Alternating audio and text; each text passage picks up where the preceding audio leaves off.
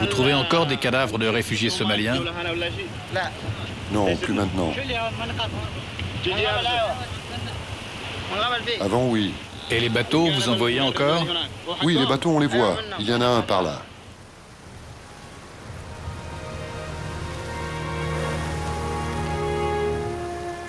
Ces images ont été filmées sur le rivage du golfe d'Aden, sur la côte yéménite.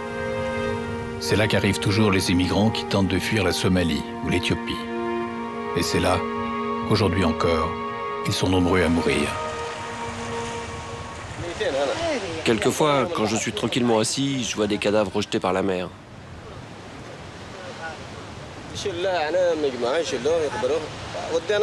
On en a trouvé beaucoup, plusieurs centaines. On les regroupe, on les enterre dans le cimetière des réfugiés. Et les enfants font ça eux aussi. Le dernier cadavre qu'ils ont trouvé, ils l'ont enterré eux-mêmes.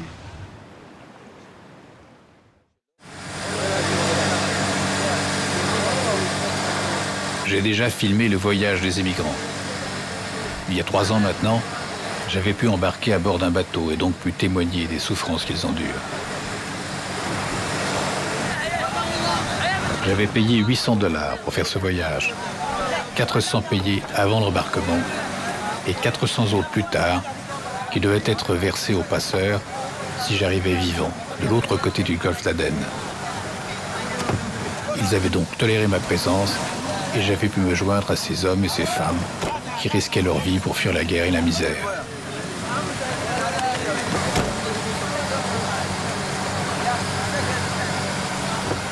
Nous étions 130 à bord d'un bateau de 10 mètres de long. 130 qui étions partis d'un rivage désertique du nord de la Somalie et tentions de gagner les côtes du Yémen.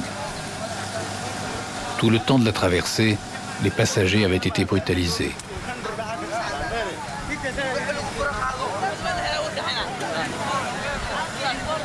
À coups de lanières de cuir, à coups de pied, de gifles, battus pour leur interdire de bouger, de se battre entre eux, battus pour rien, ou pour le plaisir.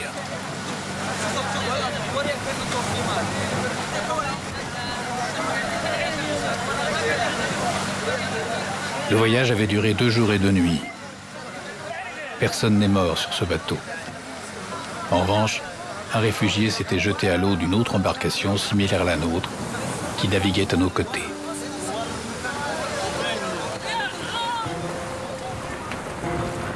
Cette route, de l'Afrique à l'Arabie, des milliers de réfugiés fuyant la guerre ou la misère l'empruntent chaque année. Depuis 3 ans, le flot n'a pas cessé, bien au contraire. Il augmente et la guerre ensanglante toujours les rues de Mogadiscio, la capitale de la Somalie. En octobre 2006, nous avions été jetés à l'eau par les passeurs à proximité de la côte yéménite. Par un quasi-miracle, une équipe de télévision anglaise se trouvait au point précis de notre arrivée et elle avait pu filmer ces images.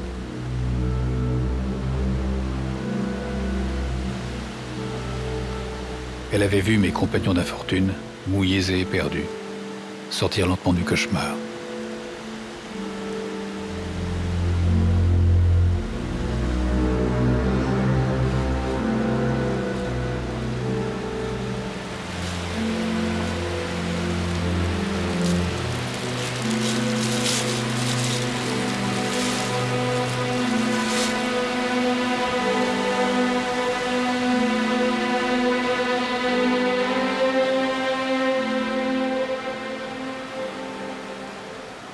Quant à moi, j'avais été incarcéré pour être entré illégalement au Yémen et après 4 jours, libéré, puis expulsé vers la France. Le voyage était terminé. Terminé pour moi, mais pas pour les réfugiés. Que deviennent-ils? Où vont-ils après que les camions les ont emmenés de la plage? Que deviennent les 60 000 personnes, selon le chiffre de l'ONU, qui chaque année sont encore jetées sur ces côtes? Ces questions ont motivé le tournage de ce film. Il commence au point précis où j'ai été jeté à l'eau il y a 3 ans. Bien sûr, je n'ai pas retrouvé les hommes, les femmes avec lesquels j'avais traversé, mais d'autres, semblables, car rien n'a changé. On est venu pour avoir une nouvelle vie, pour avoir de l'éducation, pour être libre et protégé. Nous, on est partis parce qu'on avait peur de la guerre et des bombardements. Moi, je suis parti avec mon fils, sans ma femme.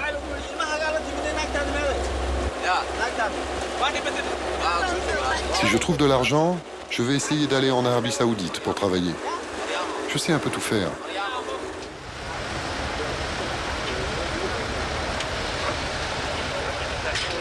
Les réfugiés sont conduits dans un camp situé à une cinquantaine de kilomètres de la côte. Ce camp, il se nomme Maïfa, est placé sous l'autorité du commissariat aux réfugiés de l'ONU.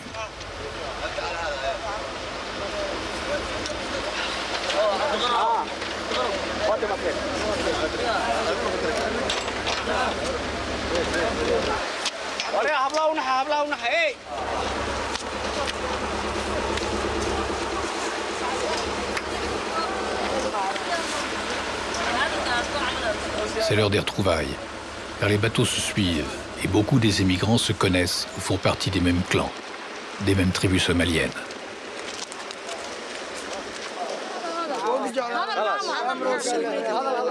Elle, c'est ma sœur. Elle a pris la mer et ensuite, pour venir ici, elle a marché. Elle est fatiguée, elle ne peut même plus parler. Le bateau qui transportait mes cousins est parti samedi de Somalie. Mais jusqu'à présent, je ne les trouve pas. Je ne sais pas s'ils sont morts. On n'a pas de nouvelles.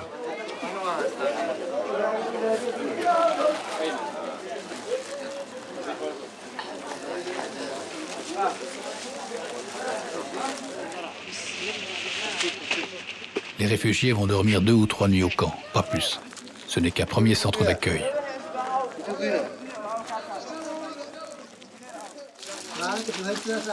Le lendemain, les autorités du camp, grâce aux indications fournies par les réfugiés, ont désormais la liste précise des passagers partis de Bosaso.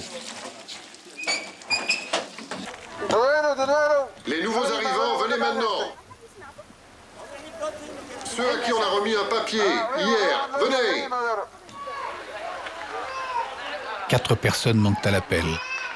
2 femmes et leurs 2 enfants. Elles sont restées sur le rivage, me dit-on, pour tenter de retrouver un petit garçon et une jeune fille qu'elles ont perdu de vue lorsqu'elles ont été jetées à l'eau. Je retourne sur les lieux pour suivre les recherches.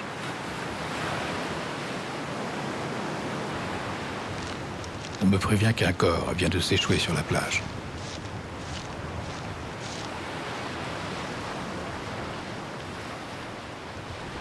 C'est une adolescente.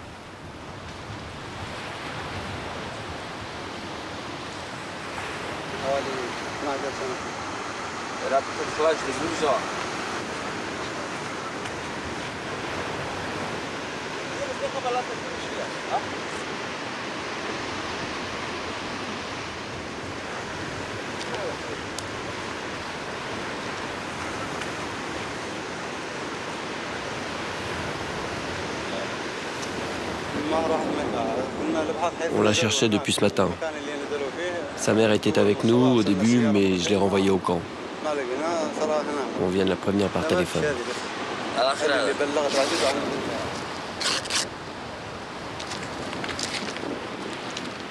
Le corps du 2e enfant, un petit garçon de 2 ans, a été retrouvé lui aussi.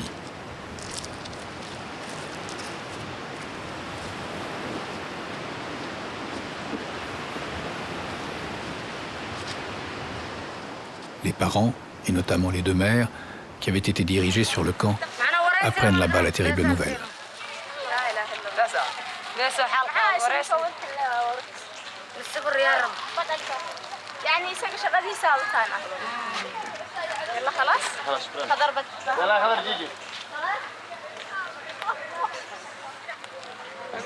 Ma fille s'appelait Saleya. Elle avait 12 ans. C'était ma fille unique. On est arrivé près du rivage, mais c'était encore profond quand les passeurs nous ont demandé de sauter à l'eau. Ceux qui savaient nager ont sauté. Moi, je ne sais pas. Et ma fille non plus. J'avais très peur. C'était vraiment trop profond. Le bateau se rapprochait de la côte. Nous étions toujours dans le bateau. Mais les passeurs menaçaient de nous tuer si nous ne sautions pas. Ma fille avait peur. Tous les soirs, elle me disait « Maman, je rêve que je vais mourir dans ce bateau ». Elle sentait venir la mort. Moi, j'ai vu mon fils en train de mourir et je n'ai rien pu faire. Dès que je voulais me lever, il me frappait.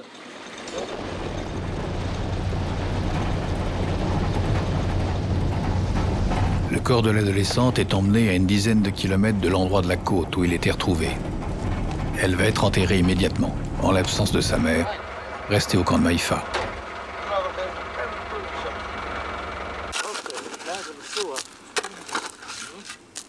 Tout au long du rivage, le gouvernement yéménite a fait aménager de vastes espaces pour y recevoir les défunts. Celui-ci est nouveau. Les 2 jeunes noyés sont les premiers à y être enfouis, l'un tout près de l'autre.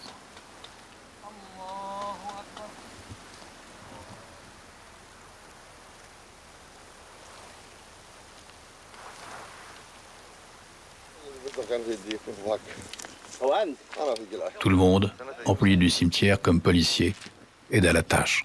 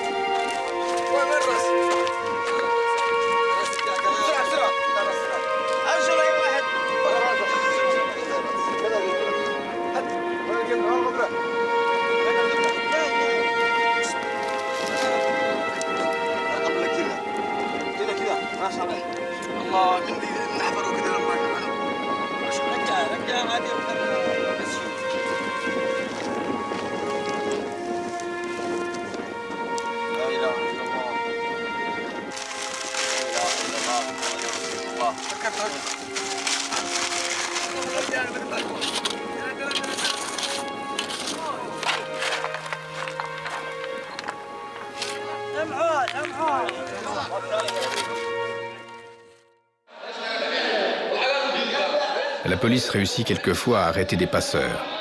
Ils sont incarcérés dans les mêmes cellules que les pirates. 2 prisons les reçoivent, à Aden et ici, à Al-Moukalla. Aucun des prisonniers avec lesquels j'ai pu m'entretenir ne reconnaît sa participation au trafic.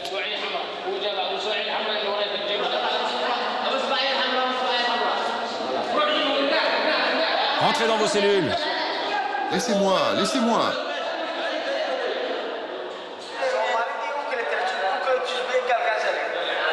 Y a-t-il parmi vous des Somaliens qui sont des passeurs? Il y en avait, mais ils ont été libérés. Dis-lui, dis-lui. Laissez-nous parler. Moi, on m'a arrêté sur la terre. Mais qu'est-ce que tu racontes? Tais-toi. Je leur dis juste que j'ai été arrêté, c'est tout. Moi, on m'a arrêté sur la terre.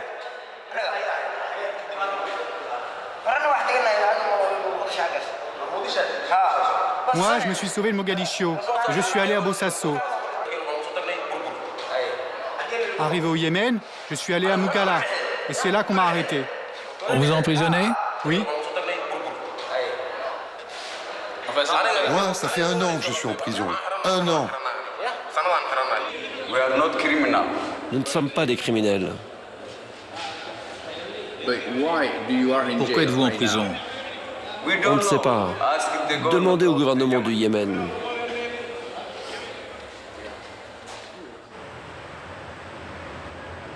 Aden. La ville était autrefois tenue par les Anglais. Reste quelques noms de lieux et une statue. La reine Victoria trône toujours près du port, dans un jardin dominé par une réplique de Big Ben. Reste aussi une grande rue, bordée d'immeubles modernes, une activité portuaire importante et une histoire. Aden était et demeure un port clé, un port verrou de la mer Rouge. C'est ici qu'est construit le plus grand camp de réfugiés du Yémen. Plusieurs milliers d'hommes et de femmes dans ces baraques de tôle. il bénéficie de quelques aides, dont celle de l'UNHCR, le Haut Commissariat aux réfugiés de l'ONU, et surtout, ils peuvent vivre en paix.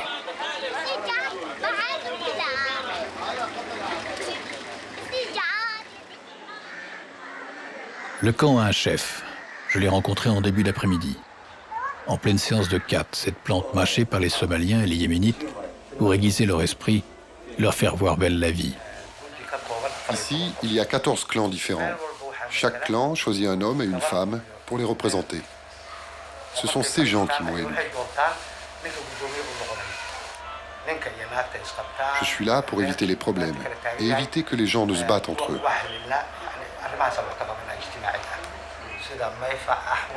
Il y a chaque année entre 15 et 16 000 personnes qui, venant de Bosaso et de Maïfa, obtiennent la carte de réfugié.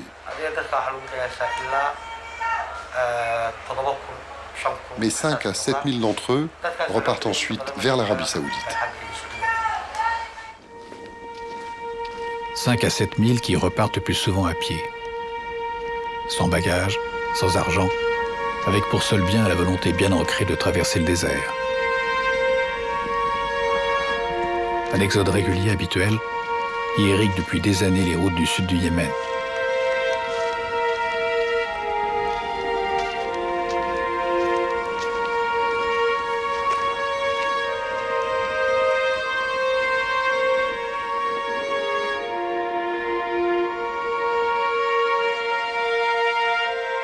Direction l'Arabie Saoudite au nord, à 400 km de là. Ou à l'est, le sultanat d'Oman et Dubaï, 1600 km. Suffit de marcher, longtemps.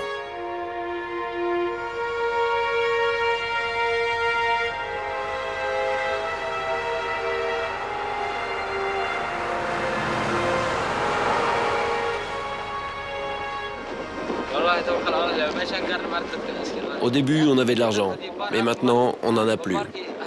C'est pour ça qu'on veut aller en Arabie Saoudite. On a peur d'avoir faim, c'est sûr.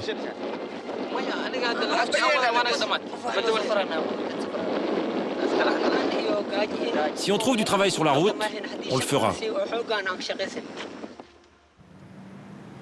Al-Mukalla, 300 000 habitants, la ville où se trouve la principale prison de passeurs, est leur première étape. La ville mélange les influences africaines, indiennes et arabes. Depuis l'Antiquité, c'est une escale entre l'Afrique et l'Inde. Peu à peu, les émigrants ont transformé la ville, ils occupent des quartiers entiers et tentent d'y travailler. Quelques-uns n'iront pas plus loin, ils s'arrêteront là, et souvent, s'y trouveront bien. Le Yémen nous a bien accueillis. Dans les autres pays, les Émirats, l'Arabie Saoudite, on ne veut pas de nous, on nous refoule.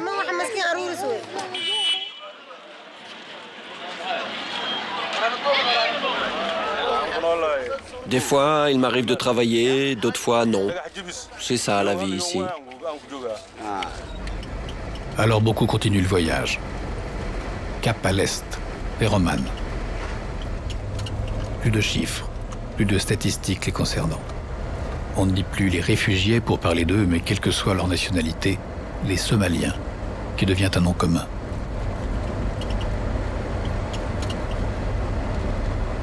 Plaines désertiques et montagnes abruptes se succèdent encore pendant des centaines de kilomètres jusqu'à Al-Gheda, la dernière étape au Yémen.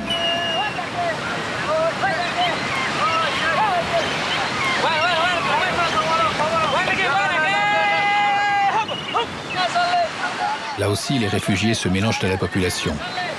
Ils se font pêcheurs, vivant comme eux, et restant quelquefois définitivement avec eux. Le poisson ici est abondant. D'autres ne font qu'attendre le meilleur moment pour passer de l'autre côté de la frontière, quelquefois après avoir patienté plusieurs années. Al-Gheda, c'est un peu la porte d'Oman, ou déjà de Dubaï. Sur les murs fleurissent des demandes d'emploi comme celle-ci, rédigées en caractère éthiopien.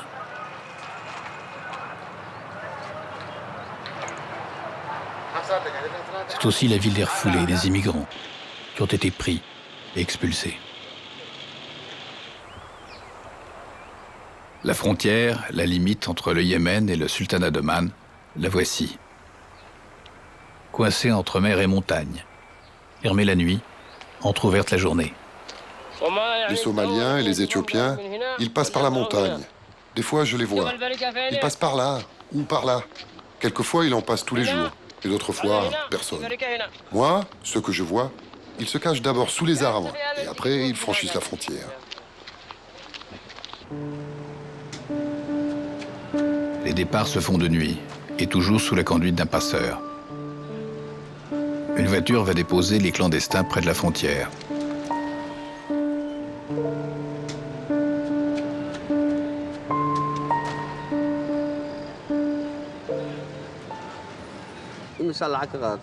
Ça fait 6 ans que je suis passeur. Il n'y a pas de tarif exact, mais on négocie pour savoir ce que les gens peuvent payer. Je demande toujours une somme raisonnable.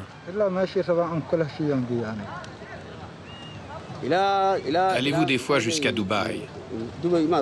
J'amène chaque personne à l'endroit où elle veut. Vous avez déjà été arrêté? J'ai été arrêté plusieurs fois par la police d'Oman. Mais j'ai quand même fait passer une centaine de personnes cette année.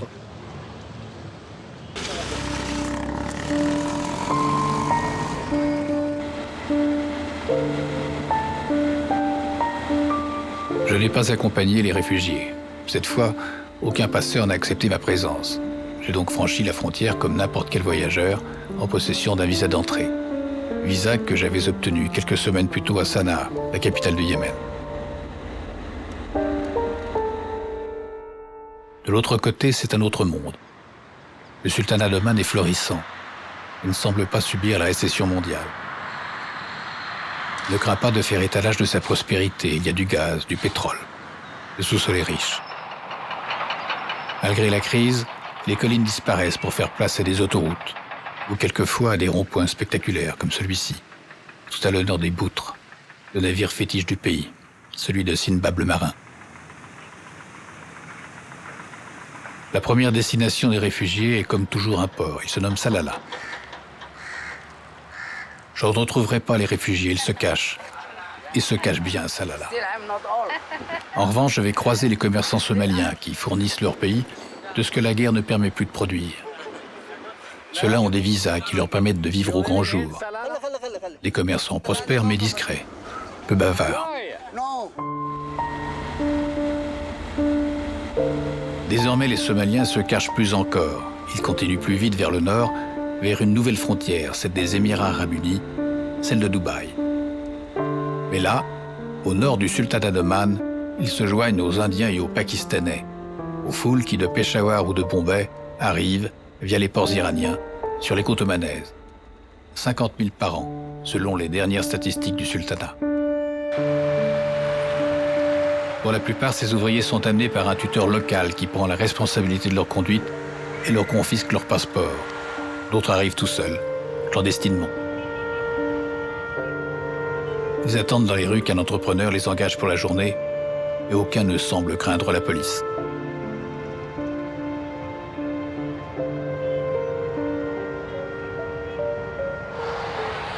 Les Somaliens et les Éthiopiens, je vais les retrouver près de cette mosquée de Mascate, la capitale du sultanat d'Oman, toute proche de la gare routière.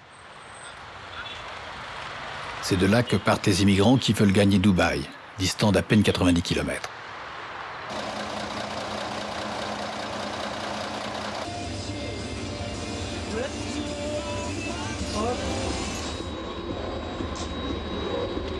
Dans le quart des hommes sans bagages.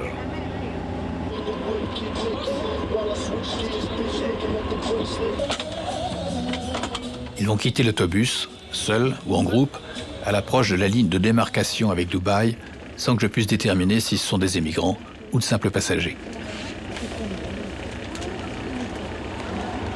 De toute façon, cette frontière ne leur fait pas peur. Elle n'est matérialisée que depuis 4 ans. Auparavant, le passage était libre. Les Émirats l'ont établie pour lutter contre l'immigration illégale, mais elle est, paraît-il, facile à franchir clandestinement. Une trentaine de kilomètres encore, les immigrants atteignent leur but, Dubaï, comme un mirage de luxe et d'audace immobilière. Dubaï, où l'argent coule, où les banques foisonnent.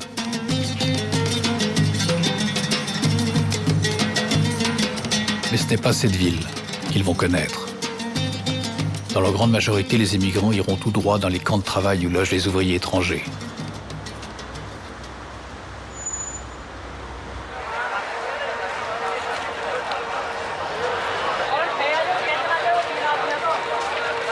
Celui-ci se nomme Sonapur. Plusieurs centaines de milliers d'hommes vivraient ici. Plusieurs centaines de milliers d'hommes vivant entre hommes. Ces rues sont interdites aux femmes, réservées aux immigrés, aux travailleurs entre 18 et 60 ans. Les Pakistanais, Indiens et Philippins, quelques Éthiopiens, très peu de Somaliens.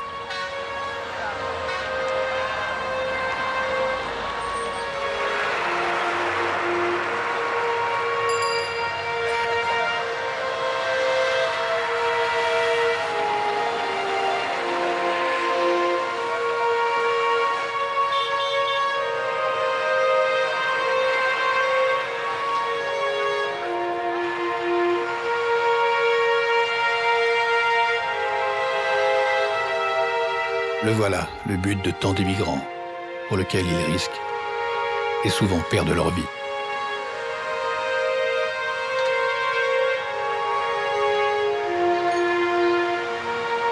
Là-bas, à quelques kilomètres des camps, après ces étendues sans fin de parking de camions, la ville.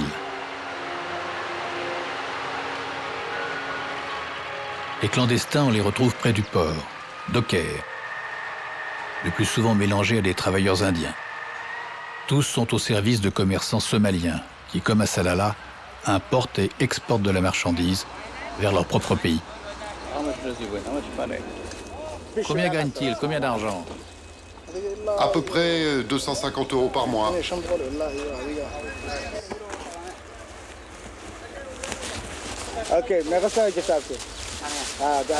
Et lui, il a quel âge? 18 ans. Et il n'y a pas de contrôle de la police? Si, la nuit, il est obligé de rester chez lui. Il ne peut pas aller à l'extérieur à cause de la police. Qu'est-ce qu'il veut faire? Il veut rester ici ou trouver un vrai travail? Non, il veut partir. Tout ce qu'il veut, c'est ficher le camp d'ici. Le seul travail que vous pourrez trouver, c'est un Somalien qui vous le donnera. Ils sont les seuls qui vous permettront de gagner un peu d'argent. Et les femmes? Elles se cachent. Comme ici, dans cet immeuble de Sharjah, un émirat voisin de Dubaï.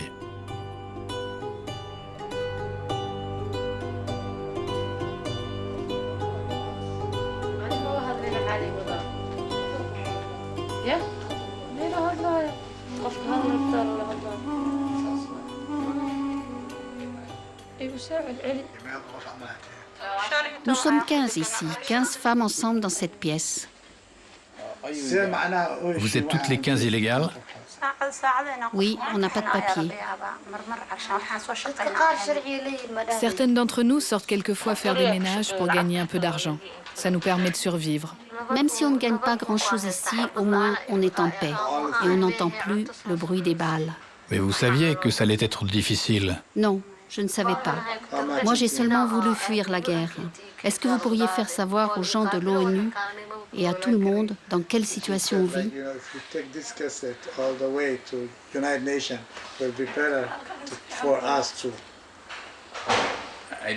Je ferai de mon mieux. Dubaï va mal. L'émirat frôle la faillite. La crise a peu à peu arrêté la plupart des grands chantiers. Les grues sont immobiles et les ouvriers, quelques-uns des ouvriers, doivent repartir. Ceux qui refusent, il y en a quelques centaines ou quelques milliers, doivent subsister sans passeport et sans aide, à la merci d'une mesure d'expulsion, comme victimes d'une catastrophe naturelle contre laquelle ils ne peuvent rien.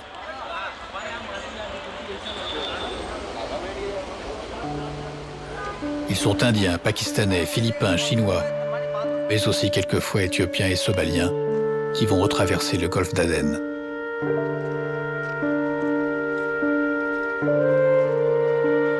Et peut-être, dans quelques mois, lorsque la guerre et la misère auront de nouveau pesé sur leur vie, seront-ils encore une fois les passagers de ces bateaux maudits, jusqu'au jour où une tempête ou un capitaine plus violent que les autres mettra fin au voyage.